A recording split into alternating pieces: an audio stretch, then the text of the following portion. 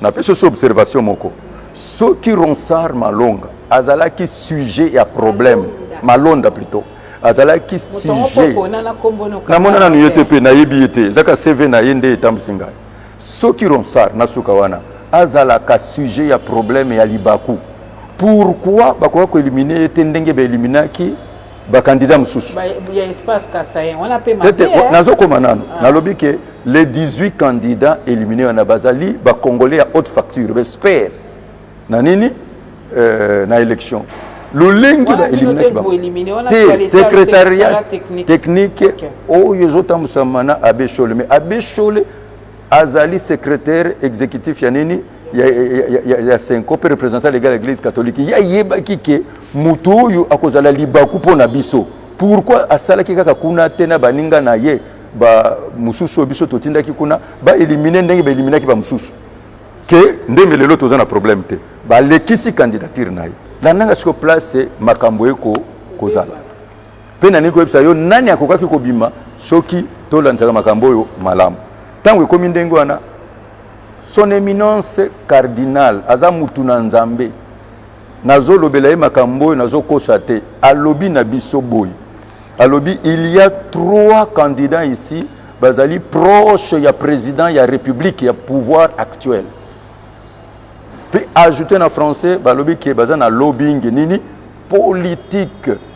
3 candidats wana atangi pe bakombo na bango or na principe na biso tokoki kozwa te candidat oyo azali parrainé par parti nini politique cardinal asebazaki na nini po alobi bato wana bazali proche chef de l'état wana na yebite yebisi biso selon ba information oyo ye azali na bango eza information apesi biso yango na sibino moto akufi abanga ropola te o basalinga na sina kufi siko nazo bimisa makambo bimisa no ndenge population yeba population yeba tozalaka na criterium oyo sengela ki to banda kotia ba point alors ce que falaki na règle na biso règlement na biso consensus de mode na biso ya décision sauf dans les cas extrêmes de tokena nini na vote alors il fallait que siko to joua consensus autour ya nini ya ba candidat ba 3 personnes mbana moko cardinal abimi lisusu alobi na biso alobi que Malonda Ngimbi Ronsard azali problématique toko joyete parce que yende la pièce maîtresse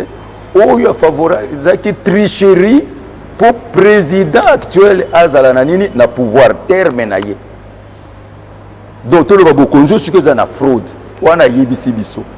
nde place siko tension bandi komata